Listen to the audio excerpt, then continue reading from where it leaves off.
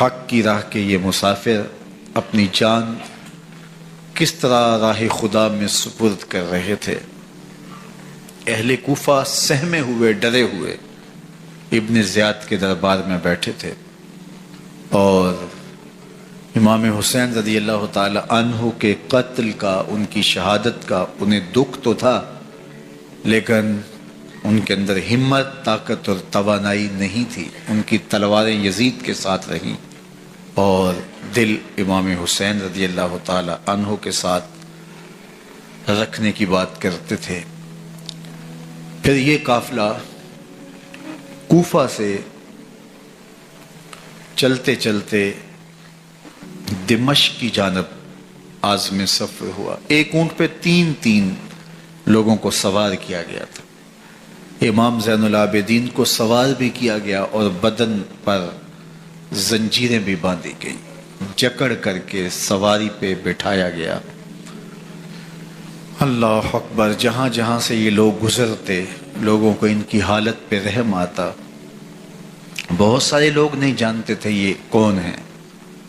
عمومی طور پہ راستوں میں یہی بتایا گیا کہ کچھ باغی لوگ ہیں جنہوں نے حکومت سے بغاوت کی، تو ان کے کیفر کردار تک پہنچا دیا گیا۔ راستے میں ایک گرجا گھر آیا اور وہاں یہ لوگ رات رکتے ہیں۔ گرجا گھر کی دیوار پہ لکھا ہوا تھا: اترجو امت قتلت حسینا شفاعت جدہ یوم الحساب۔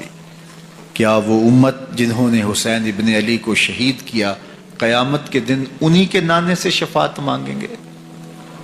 کس منہ سے شفاعت طلب کریں گے؟ اسی حسین ابن علی کے نانا سے، جن کے بیٹے کو، جن کے شہزادے کو، نواسے کو ان لوگوں نے شہید کیا۔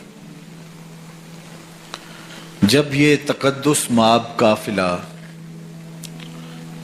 دمشق پہنچا تو راستے میں ایک شخص قرآن مجید کی تلاوت کر رہا تھا۔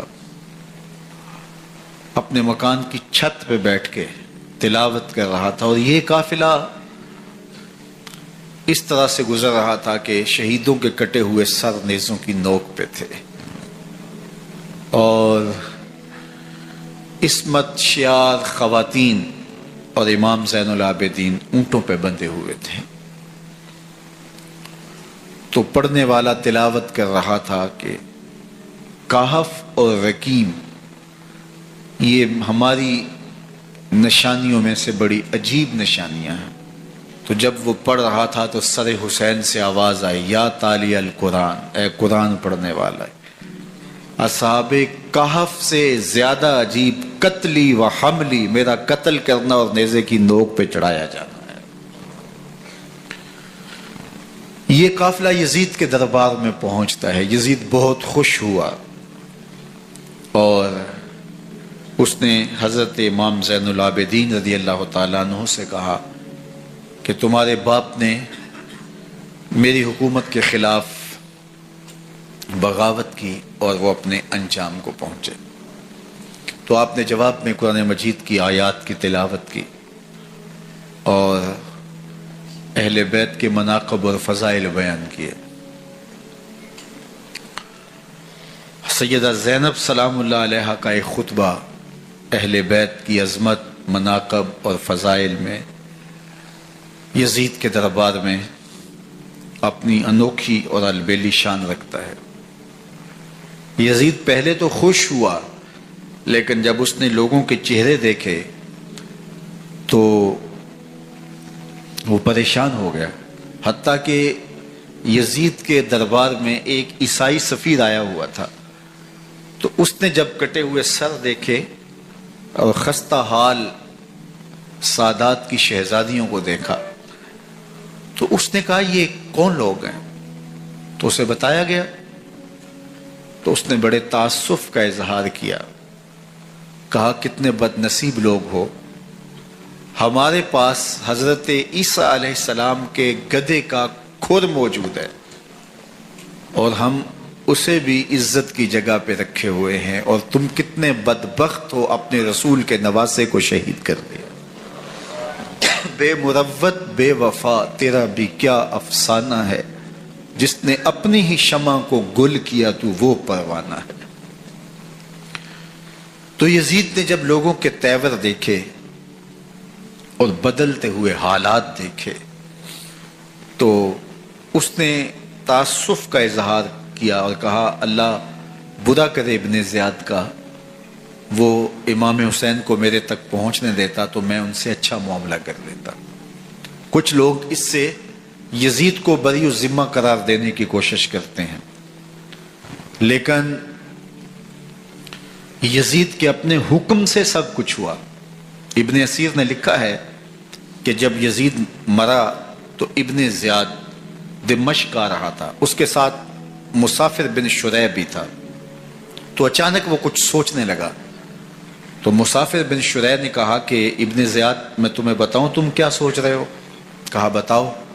کہا تم یہ سوچ رہے ہو کہ میں نے نواسہ رسول کو شہید کیوں کیا؟ تو کہنے لگا کہ یہ مجھے یزید کا حکم تھا، اور اگر میں نواسہ رسول کو شہید نہ کرتا تو وہ مجھے قتل کر دیتا۔ اور جب مسلم بن عقبہ کو مدینہ المنورہ کی حرمت کو پامال کرنے کے لیے اور حضرت عبداللہ ابن زبیر رضی اللہ تعالیٰ عنہ کی خلافت کے اعلان کے بعد مکہ المکرمہ پر حملے کے لیے جو یزید نے بھیجا، تو اس سے قبل اس نے ابن زیاد کو کہا کہ یہ کام تم کرو۔ تو ابن زیاد نے جو جواب دیا وہ یہ تھا کہ میں تمہارے کہنے پہ پہلے ہی نواسہ رسول کو شہید کر چکا ہوں، اب نواسہ رسول کو شہید کرنا اور کعبۃ اللہ کی حرمت کو پامال کرنا، یہ دو چیزیں میں جمع نہیں کروں گا، اور اس نے بادشاہ کے حکم کا انکار کر دیا۔ تو یزید نے امام حسین رضی اللہ تعالیٰ عنہ کی شہادت کا حکم دیا تھا ابن زیاد کو، اور یہ دو گواہیاں میں نے ابن زیاد سے آپ کے سامنے رکھی۔ باقی اس کا یہ سیاسی پینترا کہ وہ تعصف کا اظہار کرے، تو قاتل کی پشیمانی مقتول کی اہمیت تو بڑھا سکتی ہے، لیکن قاتل کے دامن سے قتل کا داغ نہیں دھو سکتی۔ تو حضرت امام حسین رضی اللہ تعالی عنہ کا قتل یزید کو اب نظر آ رہا تھا مجھے بہت مہنگا پڑے گا، آخرت تو برباد ہوئی ہی ہوئی، دنیا بھی میں نے برباد کر لی، اور میری حکومت بھی مستحکم نہیں رہ سکے گی۔ تو اب اس نے یہ کہنا شروع کر دیا کہ خدا برا کرے ابن مرجانہ کا کہ وہ راستہ دے دیتا اور امام حسین کو میرے تک پہنچ دیتا۔ حضرت امام زین العابدین سے اب وہ لجاجت کرنے لگا اور کہنے لگا کہ حضرت آپ کچھ ارشاد فرمائیے۔ تو آپ نے تین چیزیں ارشاد کی۔ آپ نے فرمایا ایک تو ہمیں خیریت سے مدینے بھیج دو، اور دوسری بات کہ قاتلان حسین کو ان کے کیفر کردار تک پہنچاؤ، اور تیسری بات مجھے دمشق کی جامعہ مسجد میں خطبہ جمعہ کی اجازت دو۔ اس نے کہا کہ خطبہ جمعہ کی اجازت بھی دیتا ہوں، آپ کو خیریت سے مدینہ المنورہ بھی روانہ کر دیا جائے گا، لیکن قاتلان حسین کو کیفر کردار تک پہنچانا یہ میرے بس میں نہیں ہے، یہ ممکن نہیں ہے۔ اب مجھے بتائیے حاکم وقت ہو اور اتنا بڑا سانحہ اور واقعہ ہو گیا ہو تو وہ وہیں کھڑے کھڑے معذرت کر لے کہ یہ اس بات کو رہنے دو، تو اس کا مطلب سمجھنے میں کسی بھی باشعور شخص کو دیر نہیں لگتی۔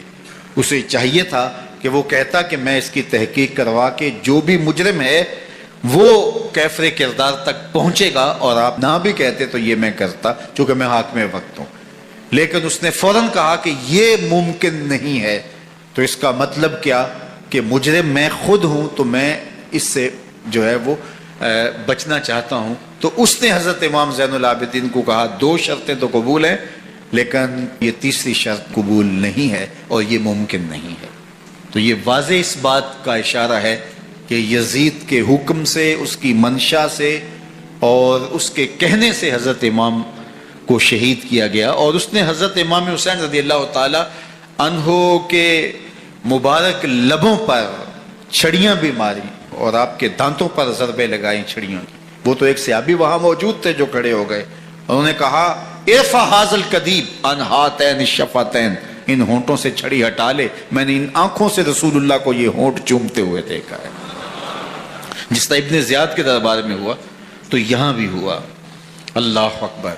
تو یزید اپنے تئیں خوش تھا، لیکن لوگوں کے احتجاج کی سکت نہیں لا سکتا تھا کہ نواسہ رسول کو شہید کر دیا گیا، تو وہ یوں اپنی بات کو چھپانا چاہتا تھا اور بات ابن مرجانہ ابن زیاد پہ ڈالنا چاہتا۔ لیکن ابن زیاد کہتا ہے کہ اگر یزید کے کہنے پہ میں امام حسین کو قتل نہ کرتا تو میں قتل کر دیا جاتا، اور میں غزوہ کعبہ اور قتل امام حسین دونوں کو جمع نہیں کر سکتا، لہٰذا اب میں یزید کا یہ حکم نہیں مانوں گا، اس نے پہلے مجھ سے بہت بڑی زیادتی کروائی ہے۔